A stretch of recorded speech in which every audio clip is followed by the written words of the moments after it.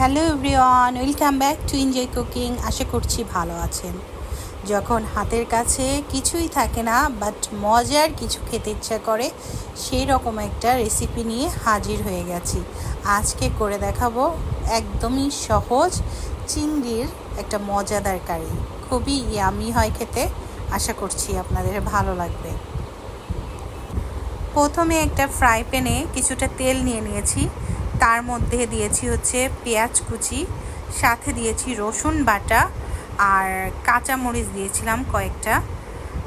আমি সরি বলে নিচ্ছি, প্রথম ক্লিপটা নষ্ট হয়ে যাওয়ায় এগুলো আমি ভিডিও দেখাতে পারিনি আপনাদের। তো এর ভিতরে পরে আমি চিংড়ি মাছ অ্যাড করি। আর এখন দিয়ে দিলাম টমেটো দিয়ে কিছুক্ষণ নাড়াচাড়া করার পর দিয়ে দিলাম হলুদের গুঁড়া।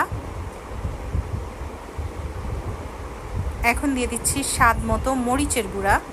অবশ্যই যে যতটুকু মরিচ খেতে পছন্দ করেন সেইভাবেই দিবেন। আর দিয়ে দিচ্ছি সামান্য একটু জিরার গুঁড়া, সামান্য একটু ধনিয়ার গুঁড়া। মশলার পরিমাণটা কিন্তু খুবই সামান্য করেই দিয়েছি, কারণ পরিমাণ অল্প এখানে। তো পরিমাণটা যতটুকু হবে সেই অনুযায়ী বাড়িয়ে দিলেই হবে। আমি হাফ টিস্পুন করে দিয়েছি। দিয়ে দিলাম স্বাদ মতো লবণ। আর এখন সব শুকনো গুঁড়া মশলা দেওয়ার কারণে আমি আগে একটু পানি দিয়ে নিচ্ছি। পানি দিয়ে এখন খুব ভালোভাবে মাছটা ভুনে নেব।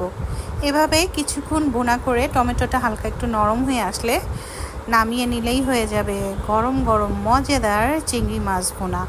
আর এই রেসিপিটি গরম ভাতের সাথে খেতে ভীষণ ভালো লাগে। আমার তো এমনিই খেতে ভালো লাগে। তো অবশ্যই ট্রাই করবেন, খুব সহজ এবং চটজলদি একটি রেসিপি। যদি ভালো লাগে অবশ্যই চ্যানেলটি সাবস্ক্রাইব করবেন, লাইক শেয়ার করবেন। এখানে বিদায় নিচ্ছি, দেখা হবে আবার নতুন কোনো রেসিপি নিয়ে। সে পর্যন্ত সবাই ভালো থাকবেন, সুস্থ থাকবেন। Thank you for watching.